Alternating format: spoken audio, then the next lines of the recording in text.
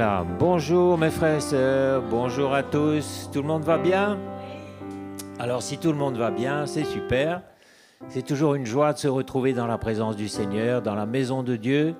C'est un cadeau, c'est un privilège et je crois qu'on va savourer encore ce privilège ce matin dans une grande liberté d'apporter nos louanges à celui qui nous a aimés, qui nous a sauvés, qui nous fait du bien tous les jours.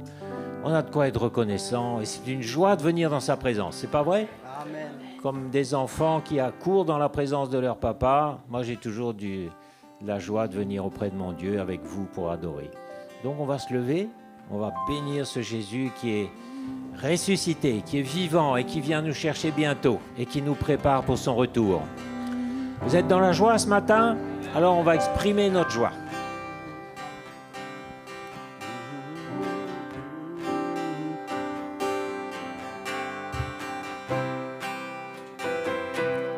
Nouveau réunis pour louer le Seigneur,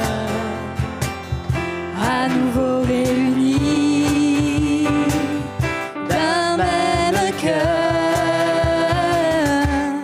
à nos besoins il répond, oui notre Dieu est bon, à nouveau réunis pour louer le Seigneur.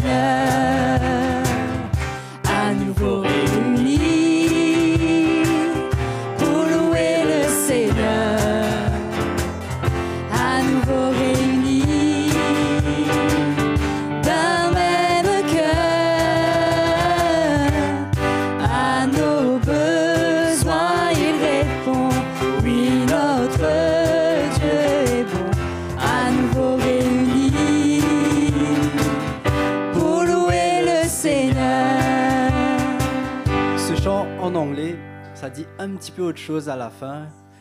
Ça dit que something good is going to happen. Hein, il dit quelque chose de bon va se passer quand on se réunit.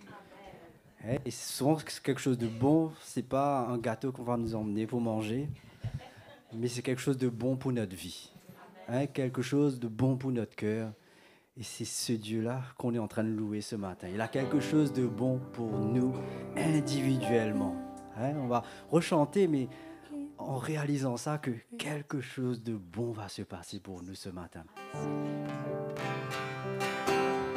À nouveau réunis pour louer le Seigneur, à nouveau réunis d'un même cœur, à nos besoins il répond. Notre Dieu est bon, à nouveau réunis pour louer le Seigneur, à nouveau réunis pour louer le Seigneur, à nouveau réunis d'un même cœur, à nos besoins il répond. Notre Dieu est bon, à nouveau réunis pour louer le Seigneur, à nouveau réunis pour louer le Seigneur, à nouveau réunis pour louer le Seigneur.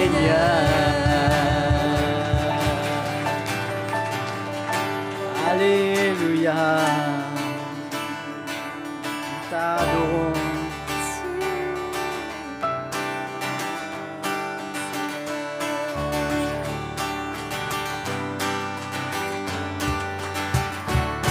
Oh, quelle joie, oh, quelle joie quand on me dit allons à la maison de l'Éternel. Quel amour, oh, quelle paix dans la maison de l'Éternel. Oh, quelle joie, oh, quelle joie quand on me dit allons à la maison de l'Éternel. Oh, quelle paix, oh, quel amour.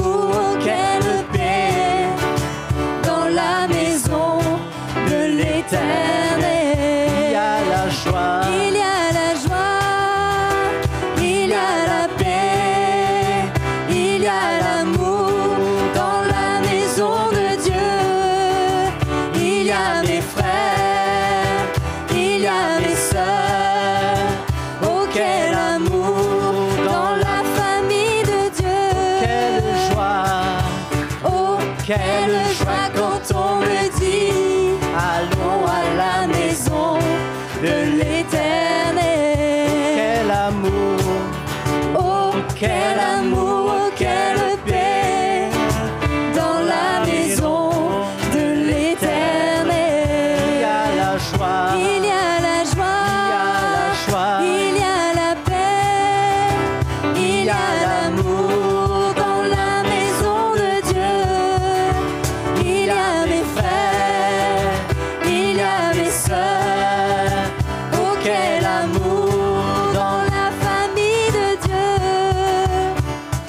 oh, qu'il est doux et agréable Pour les frères de demeurer ensemble. Oh, qu'il est doux et agréable pour les sœurs de demeurer ensemble. il y a la Joie, il y a la paix, il y a l'amour dans la maison de Dieu. il y a mes frères, il y a mes sœurs. Oh, quel amour dans la famille de Dieu. Il y a la joie, il y a la paix, il y a l'amour dans la maison de Dieu. Il y a mes frères, il y a mes sœurs. Oh, quel amour dans la famille de Dieu. Oh, quelle joie quand on me dit allons à la maison de l'Éternel. Oh, quel amour, oh, quelle paix dans la maison de l'Éternel. Dans ta maison, Dans ta maison, oh éternel. Dans ta maison, oh éternel. Oh, quelle joie.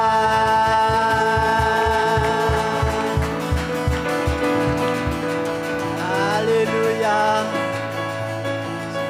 Alléluia. Acclamons le Seigneur ce matin. Alléluia.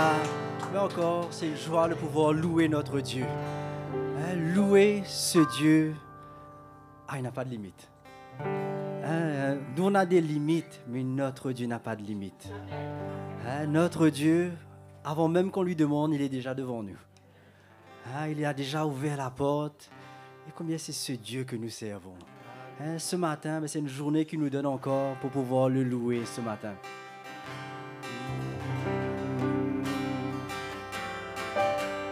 C'est la journée que le Seigneur a faite. Je me réjouis et le célèbre.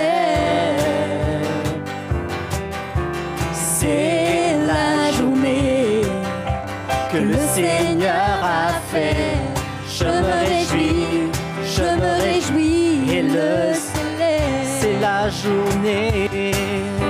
C'est la journée que le Seigneur a faite. Je me réjouis et le célèbre.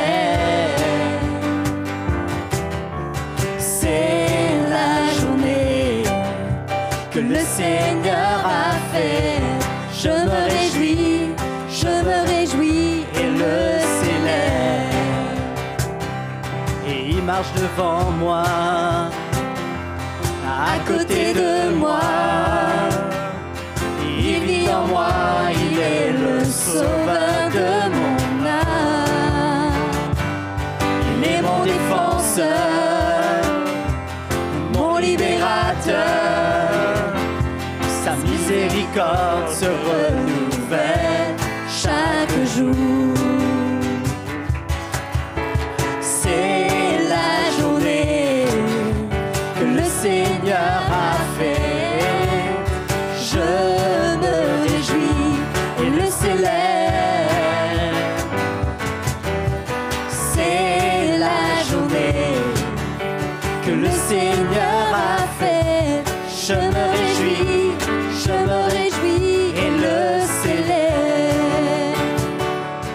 Il marche devant moi, à côté de moi. Il vit en moi, il est le sauveur de mon âme. Il est mon défenseur, mon libérateur. Sa miséricorde se renouvelle chaque jour. C'est la journée que le Seigneur a fait. Je me réjouis et le célèbre.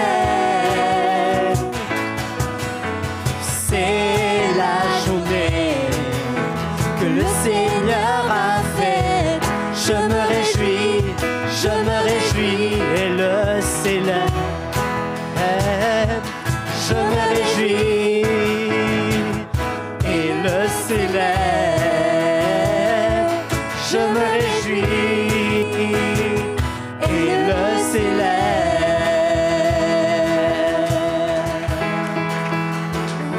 Oh, nous bénissons ton nom. Bénissons ton nom, Jésus. Nous te rendons gloire, Seigneur. Quelle joie d'être dans ta maison. Quelle joie d'être dans ta présence, Seigneur. Oh, nous adorons ton nom. Nous bénissons ton nom, Jésus. Tu es notre Dieu, Seigneur. Nous te louons, Seigneur.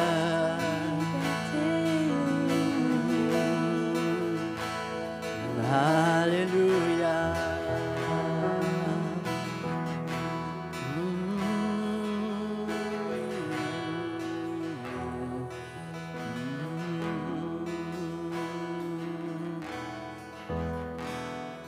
Il est exalté, le roi est exalté très haut.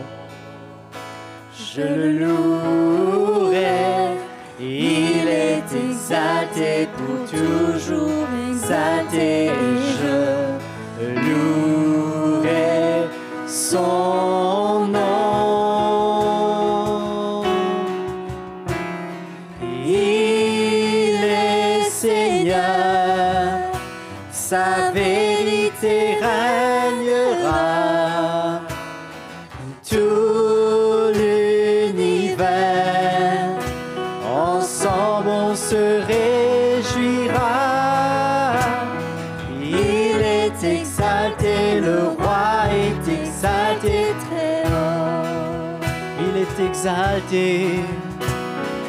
Il est exalté, le roi est exalté très haut. Je le louerai. Il est exalté pour toujours, exalté, et je louerai son nom. Il est Seigneur, sa vérité régnera. Tout l'univers ensemble on se réjouira. Il est exalté, le roi est exalté très haut. Il est Seigneur, il est Seigneur, sa vérité régnera.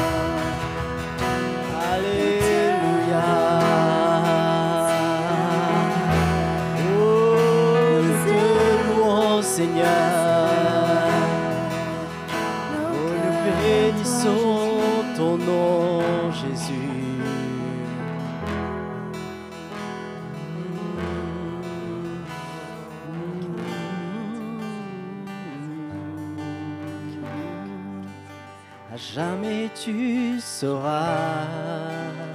Jamais tu sauras. L'agneau sur le trône.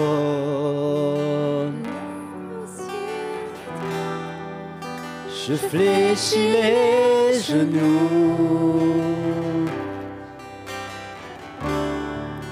pour t'adorer, toi seul, à jamais tu sauras.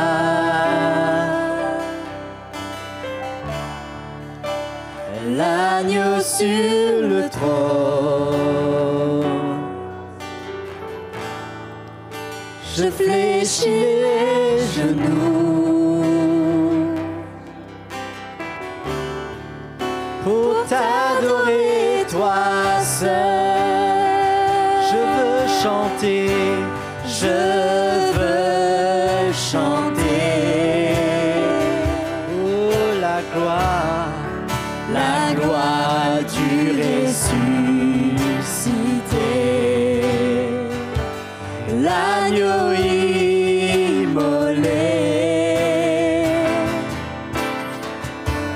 nous a rachetés pour Dieu. Je veux chanter, je veux chanter.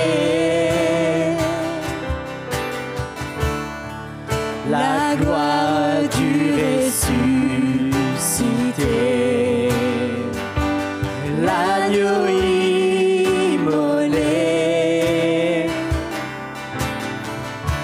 nous a rachetés pour Dieu. À jamais tu seras l'agneau sur le trône. Je fléchis les genoux. Je fléchis les genoux pour t'adorer, toi seul. Les cieux proclament, les cieux proclament la gloire du ressuscité. Rien n'est égal, rien n'est égal à la beauté du Seigneur. Les cieux proclament, les cieux proclament ta gloire, Seigneur. La gloire du ressuscité. Rien n'est égal. Rien n'est égal à la beauté du Seigneur. À jamais tu seras l'agneau sur le trône. Je fléchis les genoux pour t'adorer, toi seul. À jamais tu seras l'agneau sur le trône. Je fléchis les genoux pour t'adorer, toi seul. Pour t'adorer, toi seul. Pour t'adorer, toi seul. Alléluia. Je crois ce matin, il y a de quoi se réjouir. Non? On ne peut pas se réjouir dans la maison du Seigneur, qu'on puisse acclamer Jésus ce matin. Je crois que c'est un temps qui nous est donné. La grâce de Dieu est là pour déposer nos fardeaux. On peut tellement venir avec nos besoins et avoir le nez sur nos besoins et supplier le Seigneur, c'est une bonne attitude, non? Mais ce matin, on veut se réjouir dans la présence du Seigneur, dans la présence du ressuscité qui est vivant, qui vit en nous. Est-ce que Jésus vit en vous? Moi, Jésus vit en moi et je veux le laisser vivre, je veux l'élever ce matin, je veux me réjouir dans sa présence. Mais si je reste avec mes fardeaux, mes soucis, je vais ne voir que ça. Le Seigneur veut répondre, mais je crois ce qu'il aime, c'est un cœur reconnaissant. Reconnaissant parce qu'il nous a sauvés. Vous réalisez, Jésus revient chercher ses enfants. Il nous a sauvés, il nous a libérés du péché. Il est avec nous chaque jour. Il est avec nous ce matin dans nos cœurs. Moi, ce matin, je veux me réjouir dans sa présence. Je veux élever son nom. Je veux lui dire, Jésus, tu es grand. Seigneur, qu'est-ce que c'est mes soucis? Tu es au-dessus de cela. Tu es capable de répondre, mais ce que tu veux voir, c'est un cœur reconnaissant, c'est un cœur qui te loue, c'est un cœur qui t'aime, c'est un cœur qui t'exprime sa reconnaissance. Réjouissons-nous dans la présence du Seigneur ce matin. Hein? Là-haut, il n'y aura plus de pleurs. Là-haut, il n'y aura plus rien qui va nous affaiblir. Est-ce qu'on peut chanter ce chant? Là-haut, là-haut, un jour j'irai là-haut. Non? Ah, moi j'aurais acclamé Jésus, hein?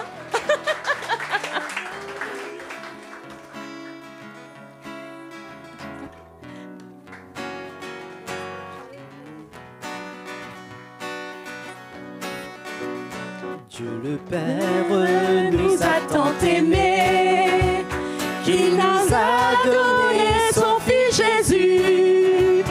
Il est venu pour nous racheter, nous donner l'éternité. Là-haut, là-haut, un jour j'irai là-haut. Le vrai bonheur sera pour moi lorsque je verrai mon roi. Là-haut, là-haut, un jour j'irai là-haut. Le vrai bonheur sera pour moi lorsque je verrai mon roi. Loin des vanités de cette terre se trouve un beau pays où lui la divine lumière en présence de Jésus-Christ. Loin des vanités de cette terre se trouve un beau pays où lui la divine lumière en présence de Jésus-Christ. Là-haut, là-haut, un jour j'irai là-haut. Le vrai bonheur sera pour moi lorsque je verrai mon roi. Là-haut, là-haut, un jour j'irai là-haut. Le vrai bonheur sera pour moi lorsque je verrai mon roi. Le vrai bonheur sera pour moi lorsque je verrai mon roi.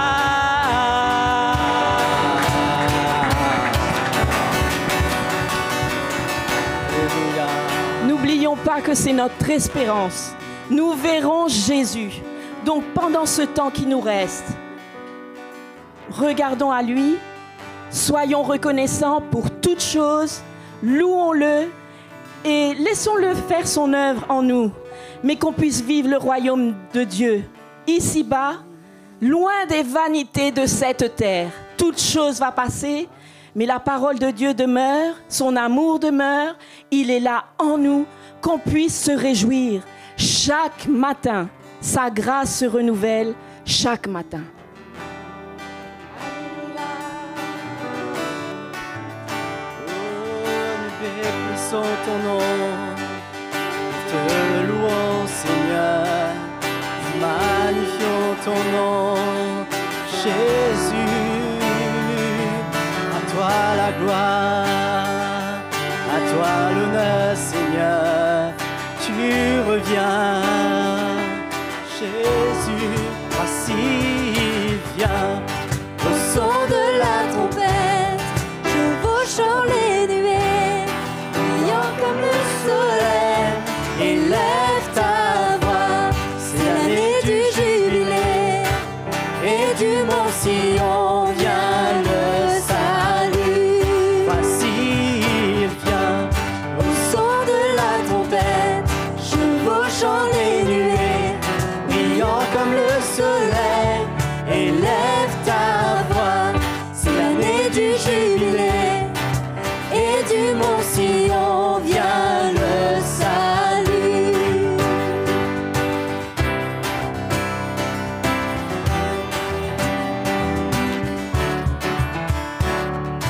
Comme au jour du prophète Élie, qui parlait au nom du Seigneur.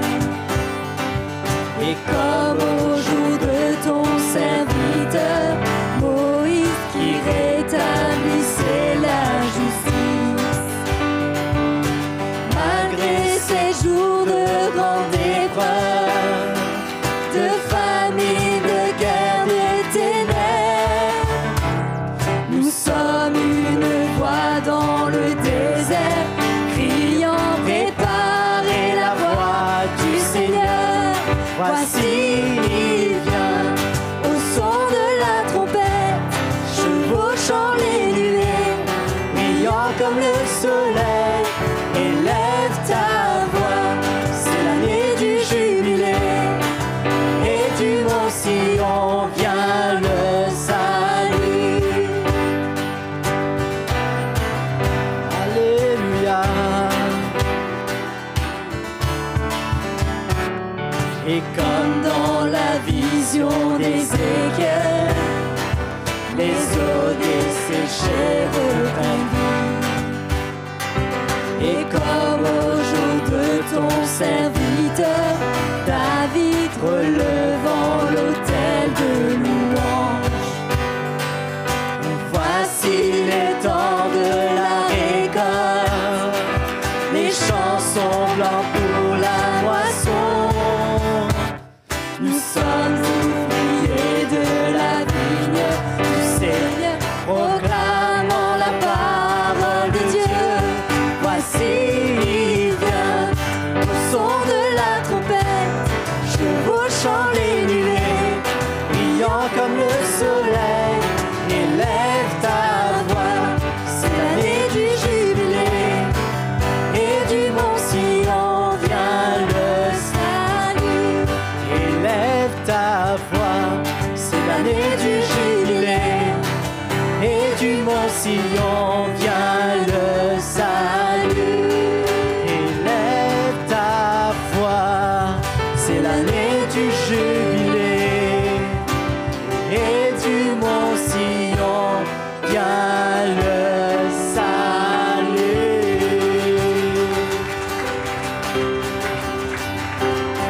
Alléluia.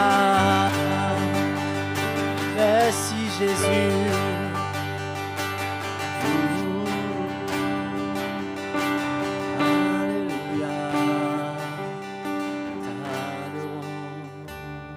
Il y a de la joie dans nos cœurs ce matin. Et je crois que c'est la plus grande récompense qu'on puisse offrir au Seigneur, qu'on soit dans la joie à cause de ce qu'il a fait. Parce qu'il a vraiment tout fait, mais tout. Et ce matin encore, j'écoutais un petit bout de ce que Mickey partageait à Trianon. Et il nous rappelait que le Seigneur, dans son amour, a mis le comble à son amour. Il a pris une bassine d'eau, il a mis un tablier autour de ses reins, il s'est mis à genoux devant ses disciples, il leur a lavé les pieds. Mais qu'est-ce qu'on peut imaginer un Dieu qui se comporte comme ça avec nous? Il a tout fait pour nous, donc sa récompense qu'on peut lui offrir ce matin, c'est de se réjouir. Dire Seigneur, merci, car tu ne pouvais pas faire plus. Tu as fait plus que tout ce qu'on pouvait exiger ou demander. Et en plus, on a la vie éternelle, on a le pardon de nos péchés. Il revient nous chercher bientôt. Et en comparaison de tout ça, les menues inquiétudes que nous pouvons avoir, c'est bien peu de choses. Hein? Donc on se réjouit ce matin et on va continuer les réjouissances. On accueille Jean-Louis, Sonia et Joanne. Bienvenue Joanne qui est là pour la première fois. Joanne est la fille de Jean-Louis et Sonia, pour ceux qui ne connaissent pas. On accueille Jacqueline qui est venue de Chaville. Bravo. C'est bien de bouger, il faut bouger. Et puis on accueille ceux qui sont là pour la première fois. Il y a une amie de Myriam qui est là derrière. Bonjour, avec ses enfants. Bienvenue, on vous accueille. Et qui encore est là pour la première fois ce matin? Est-ce que vous pouvez vous lever afin qu'on vous accueille? Oui, bonjour, bienvenue. Qui encore? Qui encore est là pour la première fois ce matin? Oui, ben voilà, bonjour. On veut juste vous saluer, vous dire bonjour et vous accueillir. Bienvenue. Voilà, ben c'est super d'être ensemble, même s'il y a beaucoup d'absents, il y a quelques chaises vides, mais qu'importe, nos cœurs sont là. On va prendre un petit temps pour l'offrande, si... voilà, alors tu peux apporter le panier.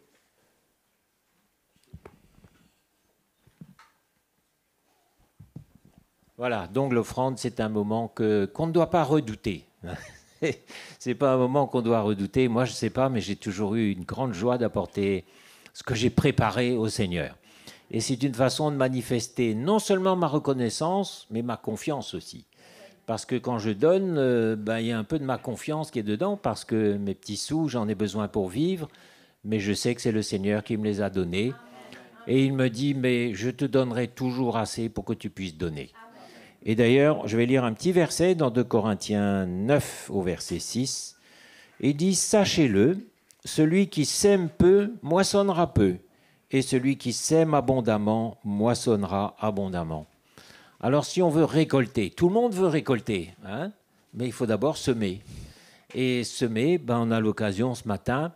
Alors dans beaucoup d'églises, on vous dit, sème 10, tu récolteras 100, mais c'est un mensonge.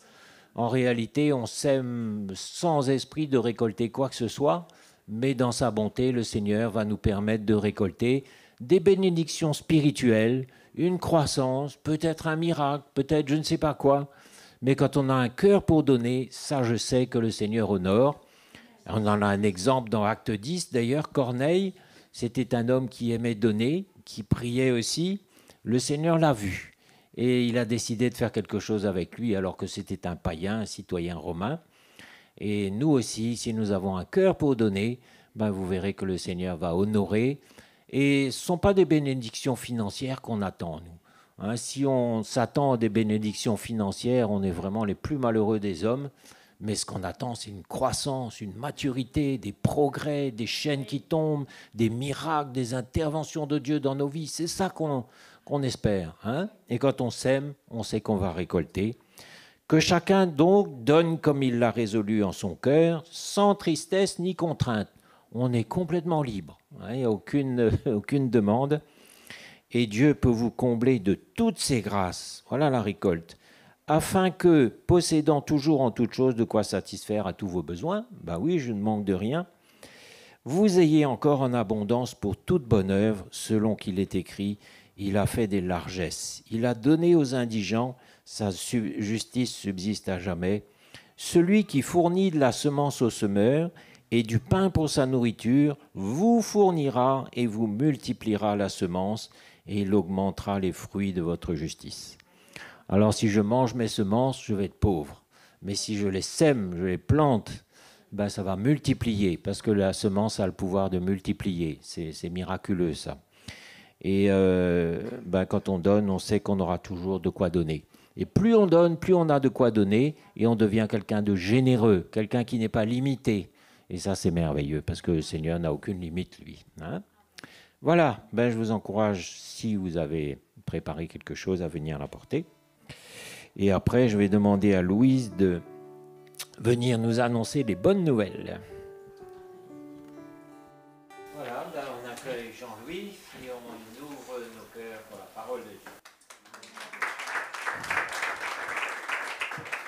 Toujours une joie d'être avec vous à Rouen, enfin partout où on va, c'est toujours une joie de retrouver les frères et sœurs, parce qu'on fait partie de la famille, de la même famille, et on partage nos cœurs et on est encouragés.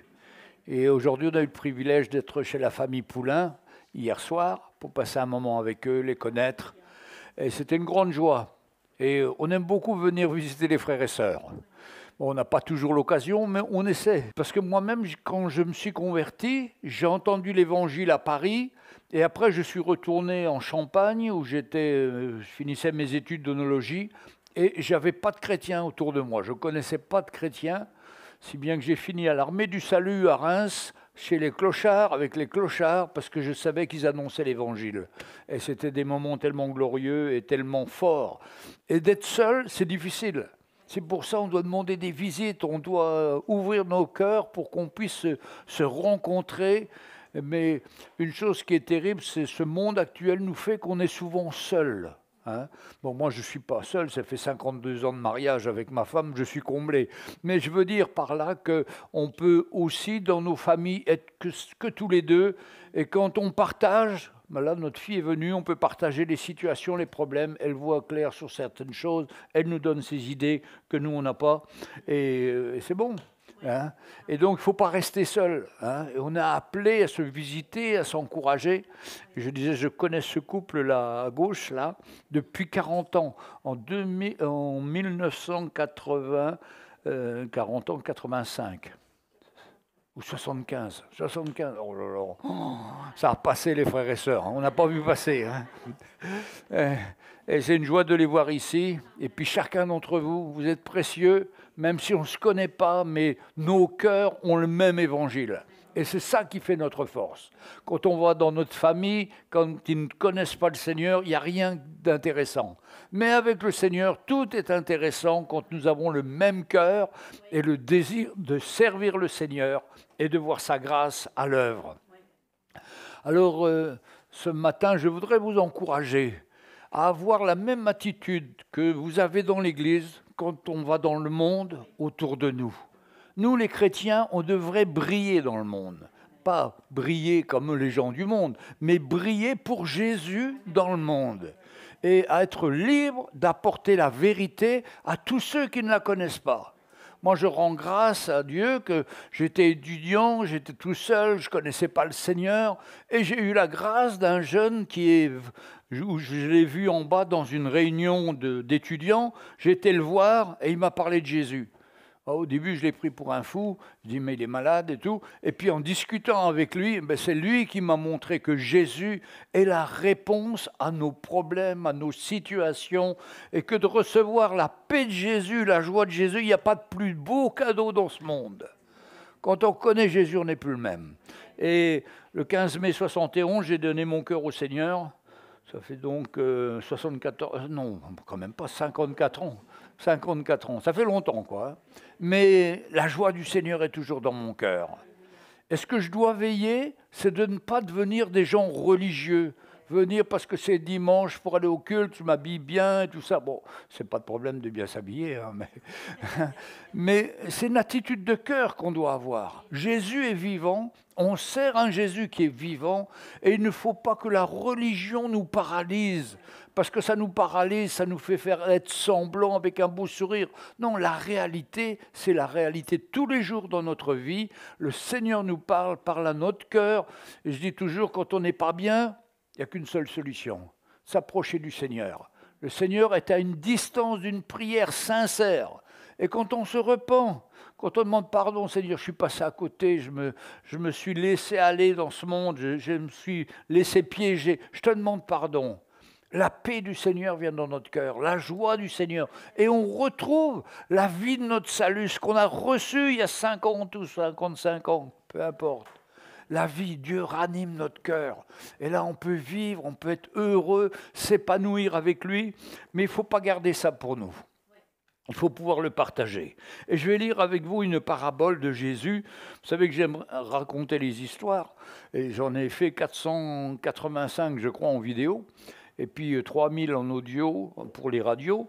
Mais quand je lis une histoire de Jésus, que Jésus donne un exemple, vous allez voir, ça dépasse tout ce qu'on peut imaginer. Parce que Jésus, lui, c'était Dieu, il était un prédicateur très avisé, il savait parler, donner les mots qu'il fallait.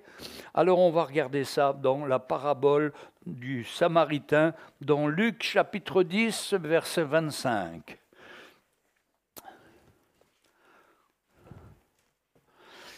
Un docteur de la loi se leva et dit à Jésus pour l'éprouver, « Maître, que dois-je faire pour hériter la vie éternelle ?» Jésus lui dit, « Qu'est-il écrit dans la loi ?» Lui, le docteur de la loi. Jésus lui dit, « Qu'est-il écrit dans la loi ? Qui lis-tu » Il répondit, « Premièrement, tu aimeras le Seigneur ton Dieu de tout ton cœur, de toute ton âme, de toute ta force et de toute sa pensée. » Il y a 4 domaines dans notre vie qu'on doit aimer le Seigneur pour ce qu'il est, pour ce qu'il a fait pour nous. Et il dit ça à un homme de loi. Mais l'homme de loi, vous savez, quand on est dans la loi, on ne comprend pas. On fait des principes, on agit par principe. Parce qu'il est écrit, alors on fait ça. Mais ce n'est pas la vraie liberté. La vraie liberté, nous l'avons en Jésus-Christ. La loi, c'était l'ombre des choses à venir, nous dit la Bible. L'ombre. Je ne sais pas si vous voyez, bon, avant, il y avait une lumière dans le coin, là. Je savais que je pouvais me mettre devant, là, et là, mon ombre, elle était projetée. Mais ce n'était pas réellement moi, hein. C'était quelqu'un de plus gros, peut-être, je ne sais pas. Hein. Mais ce n'était pas moi, vous ne m'auriez pas reconnu, vraiment. Mais c'est que l'ombre. Et la loi, c'était l'ombre des choses à venir. La réalité, c'est Christ. Et c'est ça qui est intéressant. Et souvent, les théologiens étudient la Bible en partant de l'ombre pour arriver à la lumière.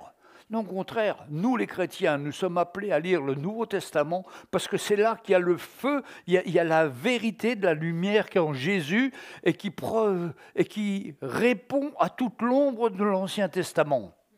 Vous voyez, au lieu de commencer par l'Ancien Testament, commençons par le Nouveau, voyons Jésus et nous aurons toutes les explications de l'Ancien Testament.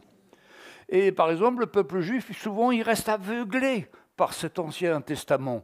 Et il veut observer les lois, mais ça ne change pas leur vie. Mais quand vous rencontrez Jésus, la vie vient en vous. Et vous êtes épanoui, vous êtes heureux. Tandis que quand vous êtes religieux, vous avez une tête de religieux, c'est terrible. Hein ?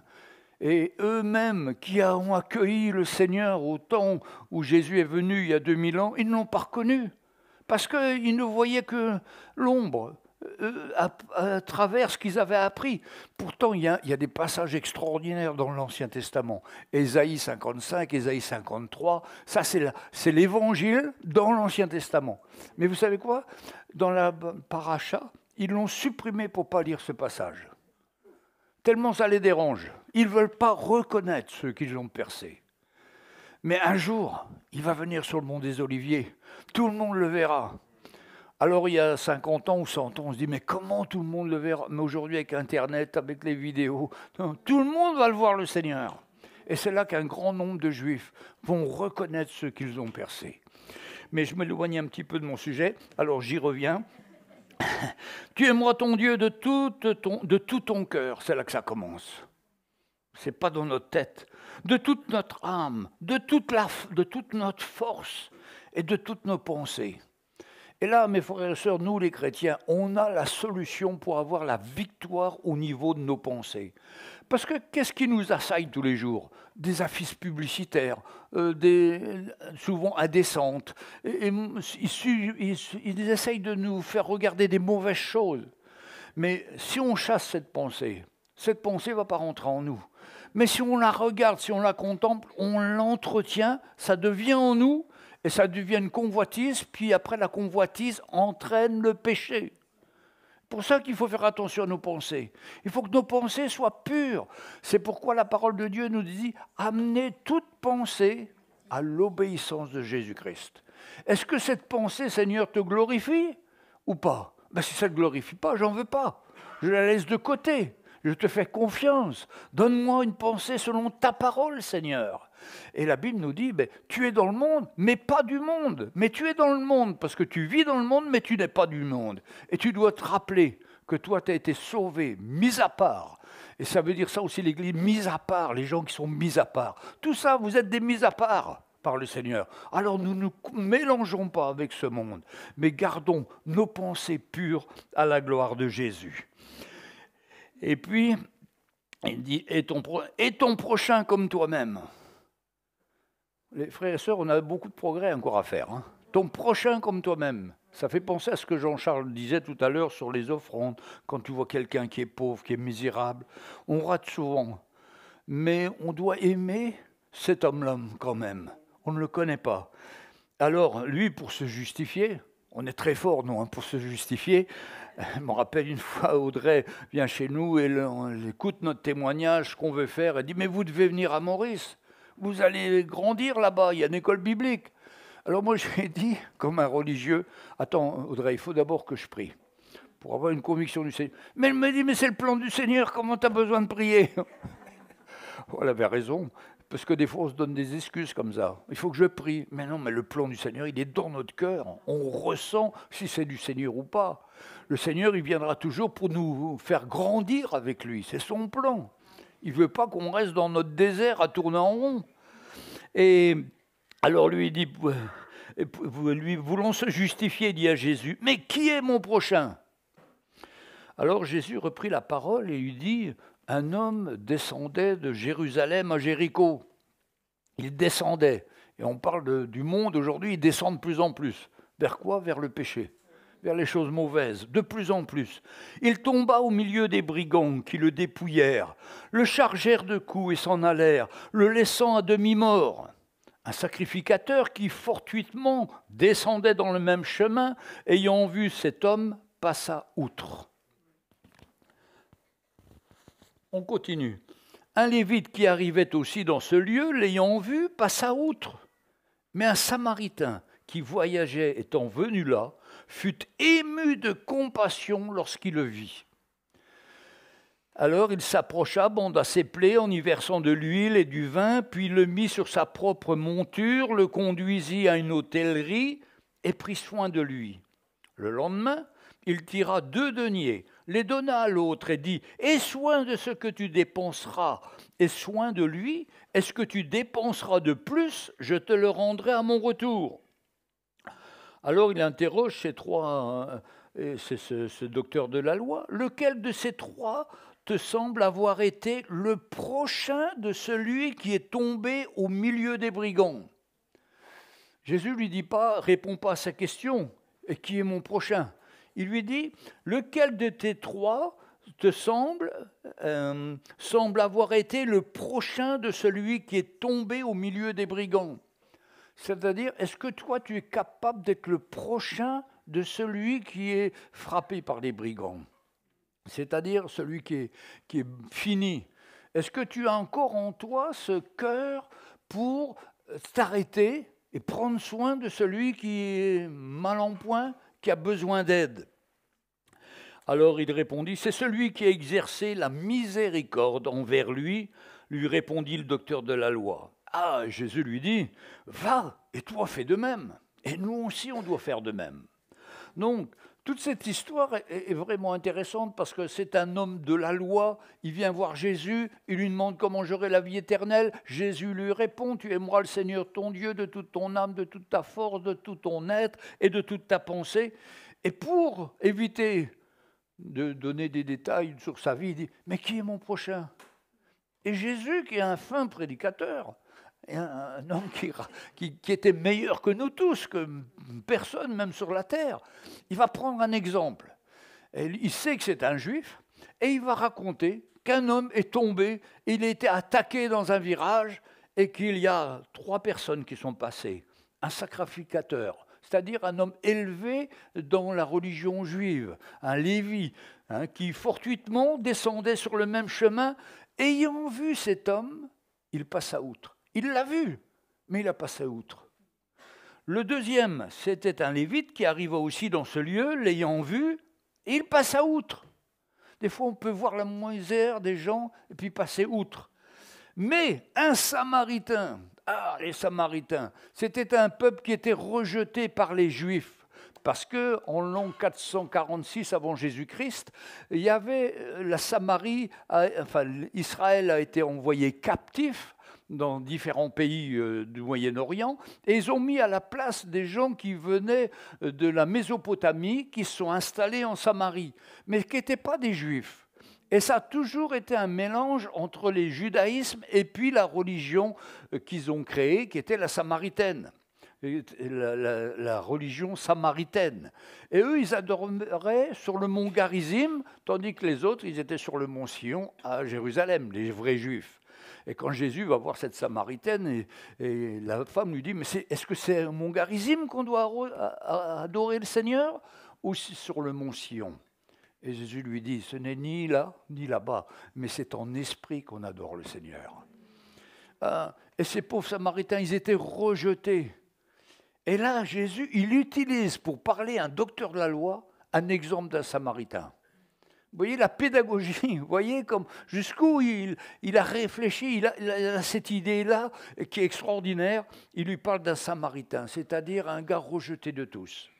Est-ce que vous connaissez le nom du Samaritain ? Vous lisez votre Bible? Vous connaissez le nom du Samaritain? Ben moi non plus, ne vous inquiétez pas. Je ne connais pas sa religion, je ne connais pas son histoire, je ne sais pas s'il est riche ou il est pauvre, mais notre prochain, c'est ça. Celui qu'on ne connaît pas, c'est l'origine, le pays, la couleur, enfin tout ce qu'on peut faire comme catégorie dans ce monde. Tout ça, ça n'existe pas. Le prochain, c'est n'importe qui. Ça peut être le pauvre, ça peut être l'homme riche. L'homme riche qui roule en voiture décapotable, qui est habillé en costume 3 pièces, qui a un attaché-caisse, un businessman, mais qui est un alcoolique et que derrière cette belle apparence, c'est un alcoolique. C'est un homme fini par l'alcool, détruit par l'alcool. Ou ça peut être ce clochard qui est au bout de la rue, qui est notre prochain aussi. Et puis, entre les deux, il y a de la marge.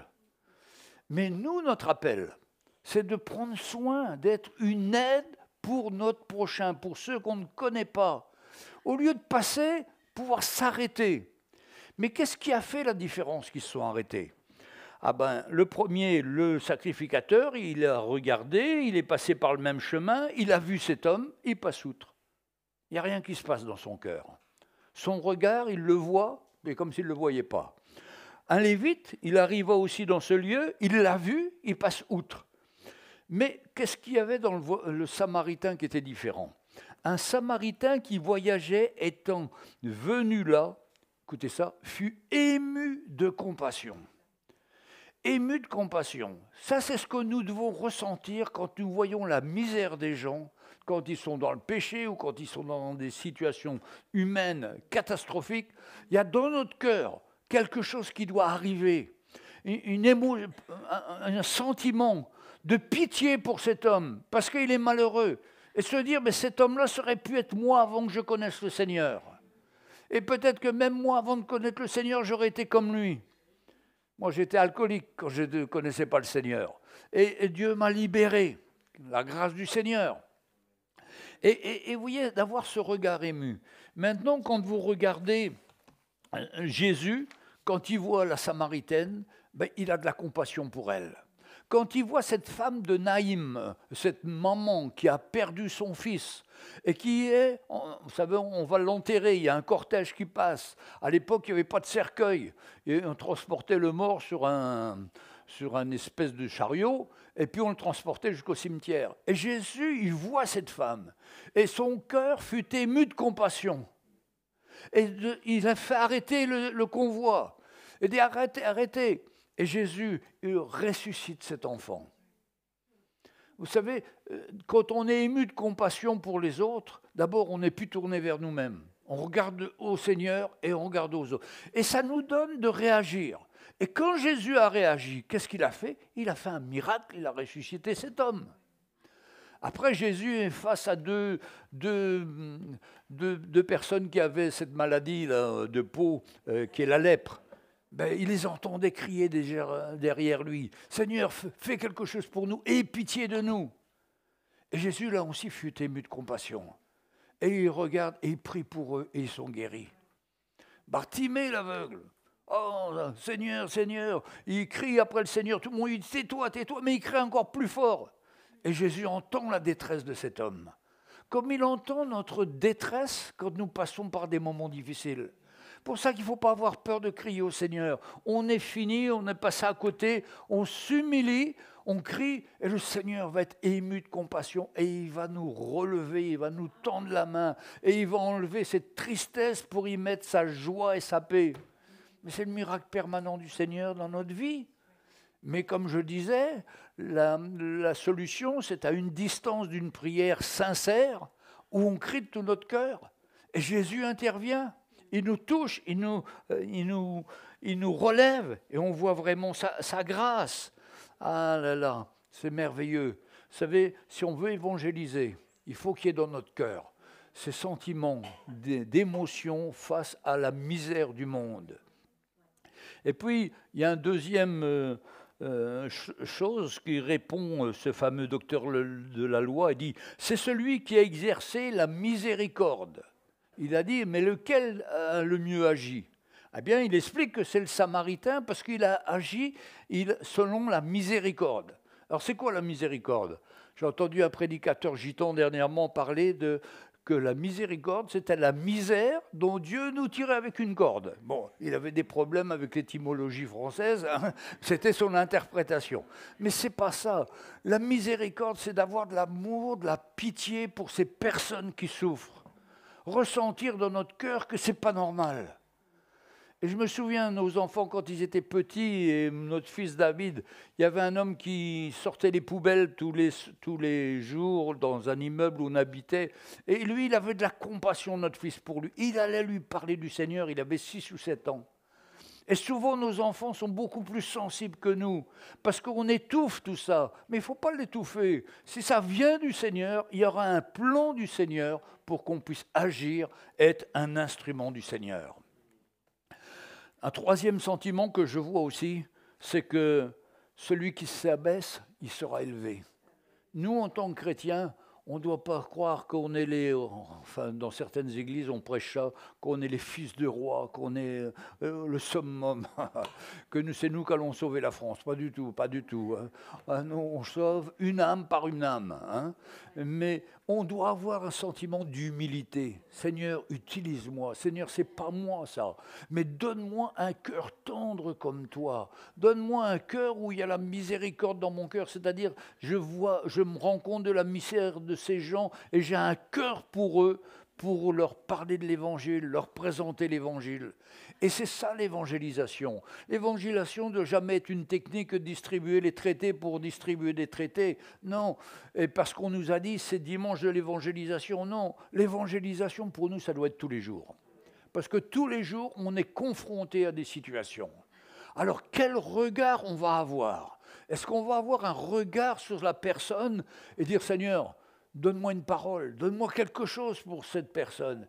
Et là, vous allez commencer à parler, vous allez dire des choses que vous n'avez pas préparées, que le Seigneur qui va conduire. Et la personne va dire, mais oui, c'est ça que j'ai besoin. J'ai un grand vide dans mon cœur, j'ai besoin de Jésus. Et comme ça, vous pouvez gagner son cœur et vous pouvez voir la main du Seigneur agir. Parce que le plan du Seigneur, c'est de sauver tous ceux qui sont perdus. Mais qui va-t-il utiliser? C'est nous, c'est toi, c'est moi. Mais il faut s'y mettre au boulot. Et quand on se met au boulot avec la grâce du Seigneur, le Seigneur est fidèle. Il prend soin de nous. Et tous les soirs, quand on rentre à la maison, on doit dire, est-ce qu'aujourd'hui, j'ai pu au moins parler à une personne de la part de Jésus, lui donner un mot, lui donner une parole d'encouragement, parce que le monde est désespéré. Quand je n'étais pas chrétien, je pleurais tous les soirs. J'avais tout dans ma vie, tout ce qu'il fallait, mais j'étais vide. Je pleurais. Mais heureusement que quelqu'un m'a parlé du Seigneur. Quelle grâce, qu'il a osé me parler du Seigneur. Et nous, il faut oser. Parce que nous, les chrétiens, souvent, on est un peu timorés, on a un peu peur. Oh, le monde est tellement méchant, les gens sont tellement méchants. Mais l'évangile que l'on a en nous, c'est la puissance de Dieu, nous dit la Bible. Chacun d'entre nous, nous avons la puissance de Dieu. Ce n'est pas notre puissance, nous, on est limité. Mais si je donne ma bouche à l'Esprit de Dieu et que je cherche sa parole, il va me donner sa parole. Il va me donner un cœur pour ces gens. Et lui, il va faire le reste, il va faire le boulot. Moi, je ne suis qu'un instrument. Mais je veux être cet instrument entre ses mains. Et nous devons être ces instruments entre ses mains. Vous savez, pour le peuple d'Israël, c'était difficile. Quand Pierre entend qu'il doit aller voir Corneille, et il dit, mais non, moi je ne vais pas aller rentrer chez un païen. Et là, le Seigneur lui envoie une vision. On est en train de lui préparer son repas, il est sur une terrasse. Tout d'un coup, il voit une nappe qui descend du ciel. Pas de l'enfer, hein, du ciel. Il voit bien que c'est du Seigneur, de la part du Seigneur. Avec tous des animaux impurs qui sont là. Mais il dit, mais non, mais Seigneur, moi je suis la loi. Tu nous as dit qu'il ne fallait pas manger ces choses impures. Et pour lui, c'est une montagne. Parce qu'il est juif, il a pratiqué le judaïsme tout le temps. Mais Jésus dit, attrape, mange, tue et mange. Et Pierre dit, non, mais c'est pas possible, Seigneur. 3 fois, ça revient. Et 3 fois, il est persuadé que c'est le Seigneur qui envoie ça. Mais vous savez, il n'y a rien, c'est pas que le monde est impur, mais on ne doit pas considérer les gens comme des gens impurs, on doit les considérer comme des gens qui ont besoin de Jésus. Parce que si on les considère comme impurs, on ne veut plus parler avec eux. Non, on doit parler avec eux. On doit avoir un cœur pour eux. Mais il y a parler et puis avoir un cœur. C'est ce que je veux dire. Parler, c'est facile. Mais avoir un cœur pour eux. Mais quand notre cœur est touché, comme notre regard a vu sa misère, bon, on s'arrête, on parle. On a une parole qui vient du Seigneur. Et la personne, on peut lui tendre la main pour sortir. Alors, ce ne sera peut-être pas tout de suite, il y en aura qui viendront tout de suite. Parce que des gens sont en train de crever de misère dans leur appartement, en se disant, mais je n'ai pas de solution, le monde n'est pas intéressant. Mais ils ont besoin d'avoir la réponse. Et la réponse, nous, on l'a. La Bible nous dit que c'est comme un trésor qui était caché, qu'on a découvert dans un champ. En passant la charrue, tout d'un coup, on entend, pouf, ah ben, il y a une boîte là, avec de l'or dedans. Mais nous, cet or-là, c'est encore plus. L'or du Seigneur, c'est plus important que cet or du monde. C'est quelque chose de plus riche, plus valable, plus intéressant. Donc ce trésor-là, il faut le partager. Et il faut l'utiliser. On est riche dans le Seigneur, mes frères et sœurs. Vous savez que vous êtes riches dans le Seigneur. Et vous avez les paroles qui peuvent amener la vie dans la vie d'un homme ou d'une femme.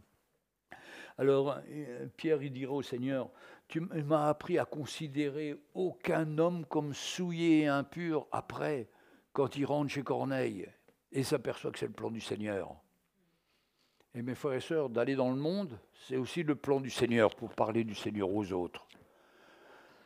Et le cœur de l'Évangile, c'est quoi? Jean 3,16. Dieu a tellement aimé le monde. Ça commence par ça. C'est par amour que Dieu a donné son Fils. Il a tellement aimé le monde, afin que quiconque, c'est le Samaritain, notre frère d'Afrique ou n'importe où, enfin les gens du monde, le clochard, l'homme riche, afin que quiconque, il est dans le quiconque. Chacun d'entre nous, on était dans le quiconque. Et Dieu nous a appelés. Quiconque croit en lui ne périsse point, mais qu'il ait la vie éternelle. Arracher les gens de l'enfer, c'est ce qu'il disait le frère en Allemagne, Bonke. Sa mission, c'était d'arracher les gens de l'enfer. Alors ça peut paraître exagéré, mais c'est la réalité. Pour les gens du monde, quand ils meurent sans connaître le Seigneur, ils vont dans l'enfer, dans les temps de soufre et de feu. C'est terrible. Mais Dieu nous appelle à être ses instruments, à avoir ce cœur pour ces personnes, et être des instruments pour aller voir les gens et tendre la main, leur parler de Jésus et s'attendre au miracle avec le Seigneur. Quand on a eu des temps de réveil qu'on a vécu il y a des années, on a vu vraiment la main du Seigneur, même aller voir le curé pour lui présenter l'Évangile. Et au début, il était en colère, et puis après, petit à petit, ça a fait son œuvre. Et 10 ans après, alors qu'il était malade, il a fait dire par une dame d'Orgeval, où on habitait, « Dites à Jean-Louis Gaillard que maintenant j'ai accepté Jésus. » 10 ans après, il ne voulait pas. Vous savez, ce qu'on sème, ça va produire du fruit. Peut-être pas tout de suite, le drame c'est qu'on voudrait voir tout de suite, mais non, et des fois il faut attendre. Mais quand on attend, c'est sûr que la graine va lever, au temps propice, au temps favorable du Seigneur. Mais il faut qu'on ait porté cette graine, amener cette parole du Seigneur, encourager les personnes. Quand quelqu'un vient nous voir dans notre bureau ou autre, on les voit découragés, finis. qu'on puisse avoir une parole. Seigneur, donne-moi une parole pour cette personne. Aide-moi, que je puisse lui donner une parole de ta part. Et tu donnes cette parole. Ben, il me dit, pourquoi tu me dis ça? Ben, parce que Jésus t'aime, Jésus a un plan. Ben, la personne est finie. Et ce n'est pas nous qui devons craindre, les chrétiens, de témoigner. C'est les gens du monde qui ont peur, parce que ça va démasquer leur vie de péché, ça va démasquer leur tricherie, mais c'est pour les rendre libres, parce que Jésus est mort pour leur pardonner et leur donner cette vie nouvelle. Mes frères et sœurs, une prédication sans amour, même si on est un très grand prédicateur. Je me rappelle dans les réformés, pasteur réformé, il parlait tellement bien le français, il prenait des cours de français et il s'exprimait tellement bien, il mettait 4-5 jours pour préparer leur message. Après, quand il prêchait, personne ne comprenait. C'était tellement là-haut que personne ne comprenait. Et vous voyez, un message sans l'amour, sans une transmission de l'amour du Seigneur pour nous, eh bien, c'est comme un airain qui résonne. C'est comme une trompette qui retentit. Après, il n'y a plus rien. Mais s'il y a l'amour, et si on capte ça, Seigneur, change-moi. Je veux avoir l'amour dans mon cœur pour tous ceux qui sont paumés autour de moi. Que ce soit ma voisine qui a 90 ans, que ce soit telle ou telle personne. Donne-moi cet amour, Seigneur. Et ça que nous devons prier. Afin que nous devenons des chrétiens remplis de l'amour du Seigneur et des témoins du Seigneur là où il nous a placés. Et la vie est passionnante. Quand on fait ça, mes frères et sœurs, on est utilisé par le Seigneur dans des endroits qu'on n'a jamais compris ni vu, on ne sait pas pourquoi, puis on est amené dans un endroit, et là il y a une parole du Seigneur, des gens qui se convertissent. Je me rappelle d'avoir prêché à Poitiers, dans les familles de Poitiers. Il y a une dame qui était morte, elle avait une vie, elle était chrétienne, la dame, et quand elle est morte, elle l'avait fait dans son testament qu'on fasse venir un pasteur de Chaville pour venir prêcher. Et je suis venu, tout le monde était opposé à la foi. Il faut dire que la brave dame, pour avoir ses papiers en France, elle s'était mariée avec un Français qui lui avait proposé le mariage, mais elle a vu ça comme une bénédiction de Dieu pour avoir ses papiers. En réalité, c'était un gangster, il était en prison presque toute sa vie. Enfin, la pauvre dame, et son témoignage était fini. Elle essayait de témoigner avec ses enfants, mais c'était difficile. Mais quand elle est décédée, on est venu prêcher à la sortie d'une église. Enfin, ils ont fait comment on dit, l'enterrement. Et puis on est arrivé dans le cimetière. Et là, ils m'ont demandé de prêcher. Et j'ai prêché. Et on m'a dit, il y a un gars là, il était grand comme ça. Il s'appelle Jean... Comment il s'appelle? Vous le connaissez? Comment? Régis, là c'est le plus opposé, ça, c'est le plus opposé, tu vas voir, fais attention à lui parce qu'il est violent, il est carré, il est grand comme ça. Et on commence à prêcher dans le cimetière, et on fait un appel, le premier qui s'avance c'est Régis, après toute la famille qui vient. Et aujourd'hui ils sont à Maurice, il y a au moins 50 personnes de leur famille, les enfants, les petits-enfants qui sont tous convertis. Ah mes frères et sœurs, ne pensez jamais qu'on allait prêcher comme ça dans ces situations. Un autre jour, il y a un homme qui avait été chrétien et qui était parti dans l'alcool après. Il était devenu alcoolique, il fréquentait les gens de mauvaise vie.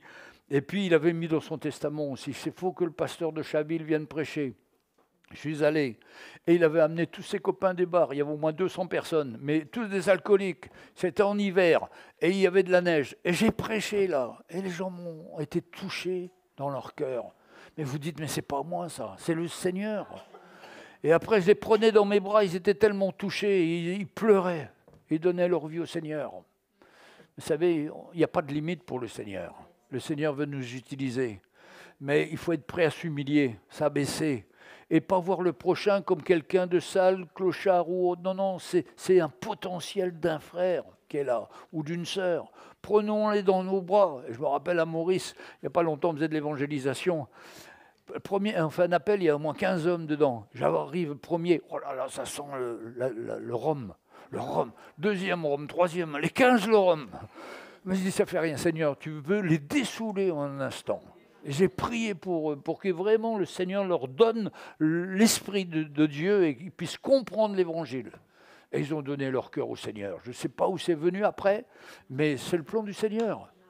Peut-être qu'il y en a d'autres qui vont attendre 3 ans encore, ou 2 ans, ou 10 ans, on ne sait pas. mais j'ai fait ce qu'il fallait. Et quand on fait ce qu'il faut de la part du Seigneur, qu'on a l'amour de la part du Seigneur, ça fait le travail. Et je ne voudrais pas être comme ce pharisien ou ce sacrificateur qui passe là, et il voit, mais il passe outre. Il faut arrêter de passer outre. Il faut dire, Seigneur, si tu me fais passer là, c'est parce qu'il y a un plan, il y a ton plan, et tu vas m'aider, tu vas me fortifier, et tu vas me conduire. Et puis, on continue. Mais un Samaritain qui voyageait, était venu là, fut ému de compassion, exactement comme Jésus, lorsqu'il le vit. Il s'approcha, banda ses plaies. Vous voyez, quand quelqu'un est dans la situation difficile, il faut se donner. Il s'est approché. Il n'a pas gardé 1 mètre de distance, il s'est approché, il a bandé ses plaies. Donc il a touché même ce qui était terrible, ces plaies qu'il avait sur lui, il l'a soigné, il y a versé de l'huile et du vin. Le vin c'était pour désinfecter et l'huile c'était pour adoucir. Puis il le mit sur sa propre monture. Il n'a pas simplement soigné puis il est parti. Non, il l'a pris sur sa propre monture. Alors, à l'époque, ça devait être un âne ou sûrement un âne. Il a pris avec lui, il l'a monté sur sa propre monture et puis il l'a emmené. Aujourd'hui, nous, notre monture, ce n'est pas un âne, c'est 50 chevaux, 175 chevaux, 195 chevaux, nos voitures, il y a tout ce qu'il faut. Ce n'est pas bien difficile, mais il faut pouvoir s'arrêter, prendre la personne, s'approcher de lui, pas avoir peur d'être contaminé et faire confiance au Seigneur. Alors il mit sur sa propre monture, le conduisit à une hôtellerie et prit soin de lui. Et continue à prendre soin de lui. Il donne sa vie, ce gars-là. Il était peut-être un businessman, et il s'est arrêté pour donner priorité à l'œuvre de Dieu. On a des choix comme ça à faire. On est tous occupés. Mais si c'est le Seigneur qui nous montre quelque chose, c'est plus important que notre occupation. Le lendemain, il tira encore 2 deniers et les donna à l'autre. C'est vrai que de s'occuper des autres, il faut être prêt à donner. Donner notre argent. Mais ça, c'est semé dans le royaume de Dieu. Ça, c'est ça que Dieu multipliera. On n'a pas à craindre. Dieu nous donnera ce qui est nécessaire. Hein? Et il le fait. Et il donne de l'argent. Et alors, il dit à l'autre, aie soin de lui, c'est-à-dire substitue-toi à moi, c'est toi qui vas continuer à le soigner parce que je dois m'en aller. Est-ce que tu dépenseras de plus? Je te le rendrai à mon retour. Il va jusqu'au bout de son service. Il veut voir ce gars-là rétabli. Alors c'est merveilleux, mes frères et sœurs. Et moi j'aime bien dans le livre des Actes, quand Paul et Silas vont prêcher l'évangile, il rencontre cette femme qui s'appelle Lydie, marchande de pourpre, là. Et il est dit, tout d'un coup, le Seigneur lui ouvrit son cœur. Elle comprit Paul et ce qu'il était en train de prêcher. Ben, je suis sûr que quand on fait un geste, nous, pour ces gens, Dieu est capable de leur ouvrir leur cœur. Et cette femme avait tellement le cœur ouvert qu'elle a dit à Paul et à Silas, écoutez, j'ai une grande maison, là, si vous voulez, vous viendrez habiter dans ma maison. Et ça se termine, le livre des Actes, par des persécutions. Et à la fin, il est même dit qu'ils sont partis habiter chez Lydie, la marchande de pourpre. C'était de peur. Bon, je ne vais pas trouver le verset comme ça. Mais vous voyez, cette parole qu'elle a eue, ça s'est confirmé après. Donc, ce qu'on fait, c'est dans le plan du Seigneur. Ce qu'on se donne, c'est pour le plan du Seigneur. Et il y a un plan qui va de toute éternité. Moi, ça me fait envie de vivre comme ça. Et je veux de plus en plus vivre comme ça. Mais c'est le plan du Seigneur pour chacun. Qu'on soit des instruments pour lui et qu'on puisse le faire de tout notre cœur. Et j'imagine la joie de ce Samaritain quand il a revu ce gars qui était guéri. Il était peut-être juif. Il dit peut-être j'ai guéri un juif. Ben, gloire à Dieu. Mais c'est un homme. Il l'a fait de tout son cœur. Alors, qui est celui qui a exercé la miséricorde envers lui? Répondit le docteur de la loi. Alors, lequel de ces 3 avait été le prochain de celui qui est tombé au milieu des brigands? C'est important ce que dit Jésus. Il dit, qui est mon prochain? Et il lui dit, qui a été parmi ces 3, qui semble avoir été le prochain de celui qui est tombé au milieu des brigands? Comme quoi, on est appelé à être le prochain au milieu des brigands. Vous voyez ce que je veux dire? Et pas chercher qui est mon prochain. Parce que nous, on va choisir peut-être l'homme avec l'attaché caisse, mais avec sa décapotable, mais qui est alcoolique. On ne sait pas, on va se tromper. Mais notre prochain, c'est tout le monde. Et vous voyez, l'amour fraternel qu'on a dans nos églises, après, quelle grâce. Les gens sont sortis du monde, ils viennent dans l'église, ils reçoivent l'amour fraternel, ils s'épanouissent. À leur tour, ils deviennent des instruments pour aller chercher les gens dans le monde et pour qu'ils viennent à leur tour à l'église. C'est merveilleux. Alors il a répondu, c'est celui qui a exercé la miséricorde envers lui. Alors envers lui répondit le docteur de la loi. Et Jésus lui dit, va. Et toi, fais de même. Il y a va, vas-y, ne sois pas timide, demande l'aide du Seigneur, il va t'aider. Tu vas avoir des situations comme ça pendant la semaine, mais dis oui Seigneur, je veux aller. Et il va, et toi, fais de même. Ah là là, c'est merveilleux. Vous savez, le Seigneur, il nous teste souvent. Il y a des situations devant nous, est-ce qu'on va aller ou on va reculer? Mais si on va, il nous promet qu'il sera avec nous. Et il va manifester sa grâce. Croyez-moi, ça vaut la peine d'aller. Ça vaut la peine de faire le premier pas. Et le Seigneur va nous aider. Et on va voir sa main. Et on va voir des miracles de la part du Seigneur. Amen. Mes frères et sœurs, on va se lever. On va prier le Seigneur. On va lui demander d'être, comme ce Samaritain, un instrument entre ses mains. Et je suis sûr qu'il va nous utiliser.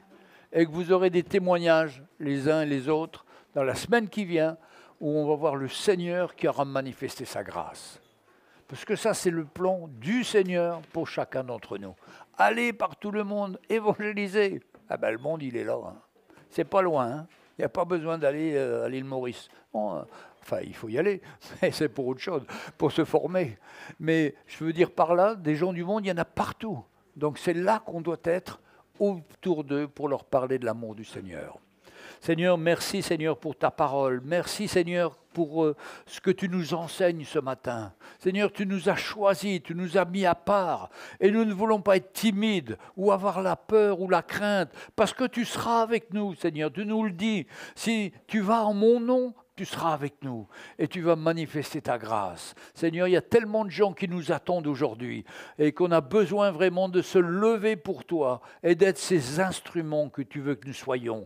Enlève toute insensibilité de nos cœurs, Seigneur. Nous ne voulons pas être des gens religieux, nous ne voulons pas être des gens qui ne voyons pas la misère, mais nous voulons voir par la foi, en comptant sur toi et en nous mettant à l'œuvre.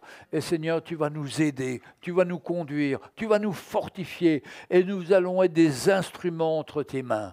C'est à cela que tu nous as appelés, Seigneur. Et nous voulons rentrer dans les choses que tu as préparées d'avance pour chacun d'entre nous.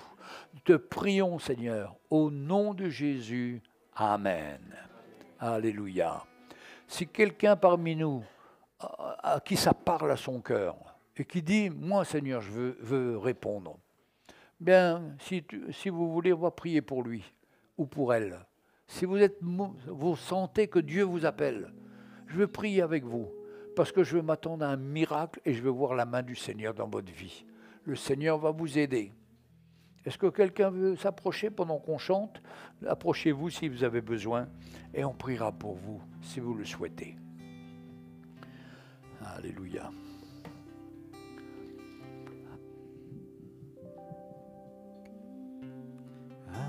Approche-toi de lui et donne-lui ton cœur. Jésus est mort pour toi. Il veut te libérer.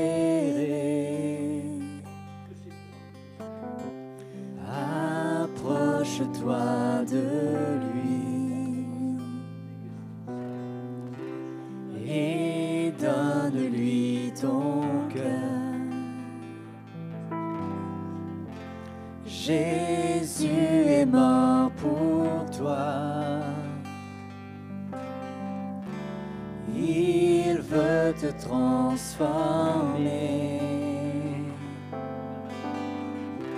Chantons Alléluia.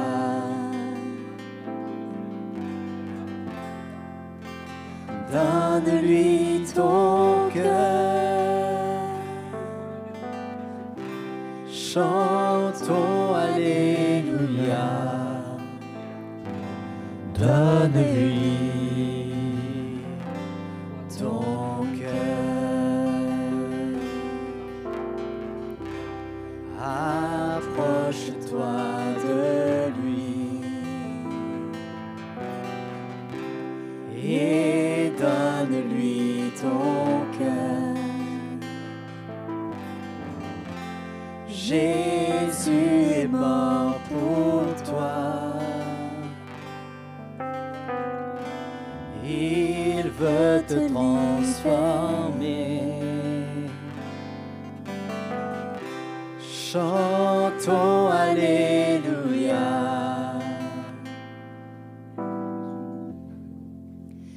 Donne-lui ton cœur. Chantons Alléluia. Donne-lui ton cœur. Donne-lui ton cœur. Donne-lui ton cœur.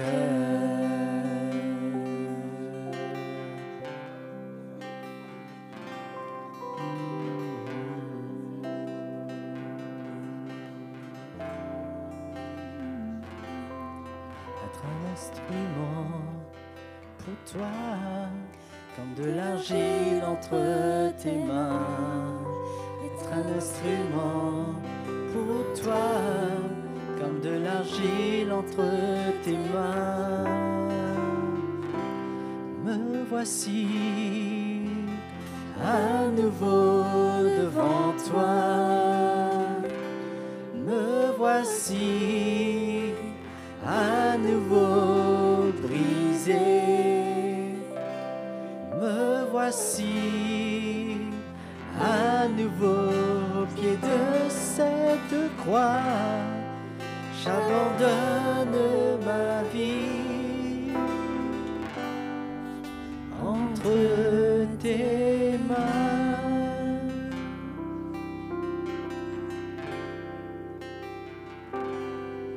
Être un instrument pour toi, comme de l'argile entre tes mains. Être un instrument pour toi, comme de l'argile entre tes mains. Être un instrument pour toi, comme de l'argile entre tes mains. Être un instrument pour toi, comme de l'argile entre tes mains. Me voici à nouveau devant toi. Me voici à nouveau brisé. Me voici à nouveau au pied de cette croix. J'abandonne ma vie entre tes mains.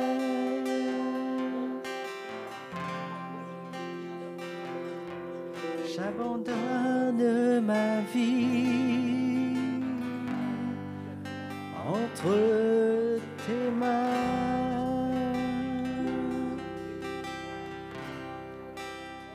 Oh Jésus.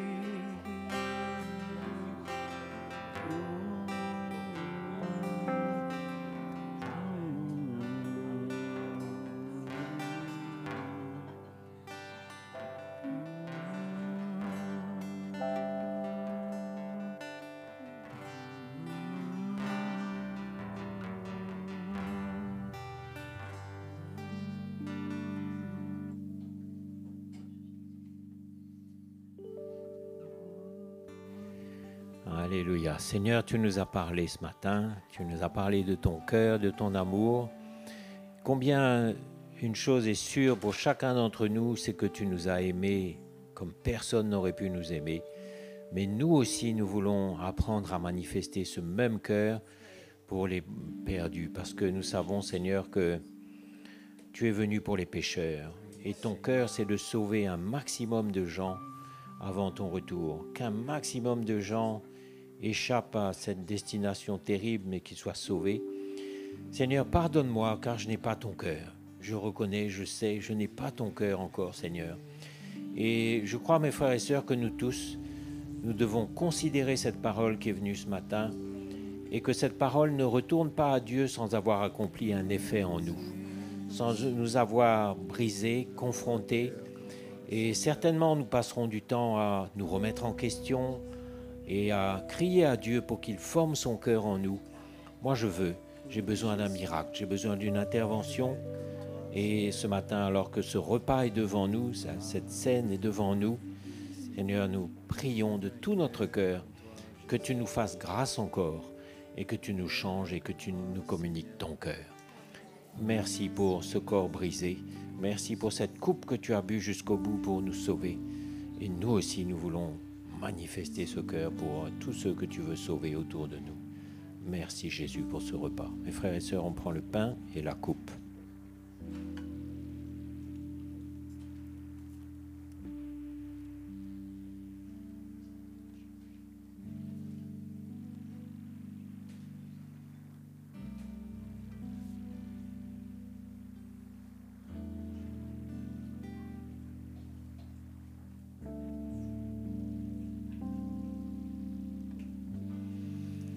Jésus est allé jusqu'au bout pour nous. Il a tout supporté, tout enduré. Et nous aussi, on va apprendre à faire le 1000 de plus, à donner nos vies, parce qu'on ne vit plus pour nous, mais on vit pour tous ceux que Jésus veut sauver. Nous sommes ses mains, sa bouche, son cœur. Et certainement, moi je m'attends à des miracles aussi, comme dit mon frère Jean-Louis. Je m'attends à des miracles, chez moi d'abord, chez vous tous, parce que le Seigneur veut nous utiliser. C'est le temps, la moisson est mûre, comme on a chanté tout à l'heure. Donc on va bénir Jésus, on va louer, et le Seigneur va travailler nos cœurs.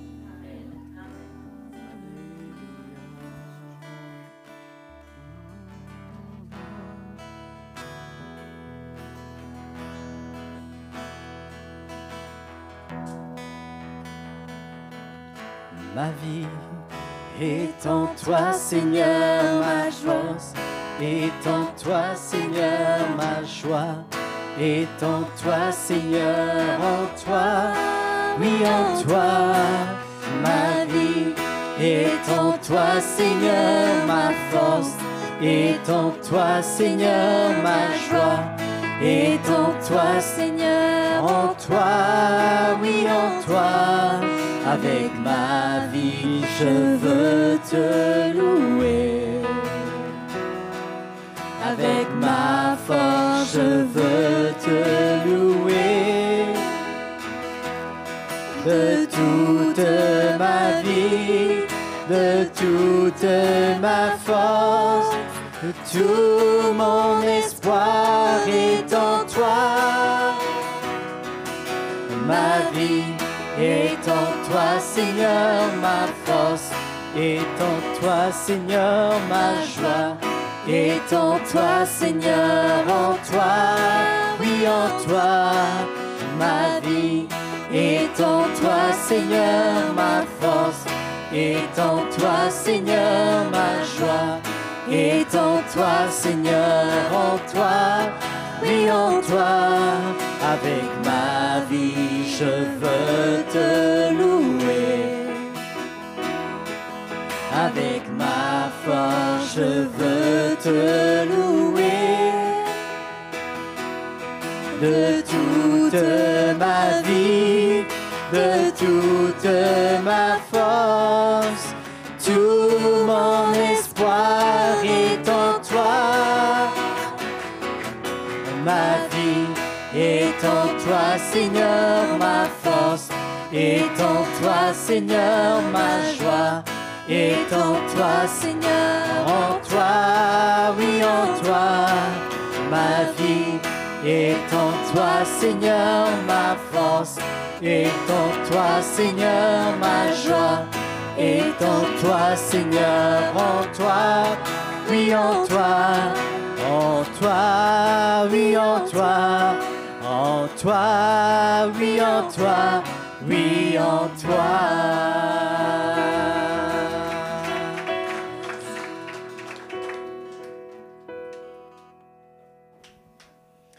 Voilà, ben on remercie le Seigneur. Il nous a servi un repas copieux ce matin, dans l'esprit. Et on va le digérer, l'assimiler. Je suis sûr que cette nourriture qui vient du ciel va nous faire grandir encore pour le salut. Et on remercie Jean-Louis, Sonia et Joanne qui sont venus jusqu'à nous. Ça nous fait tellement du bien chaque fois qu'on est visité. Voilà, ben que Jésus vous bénisse et on se retrouve mardi pour prier.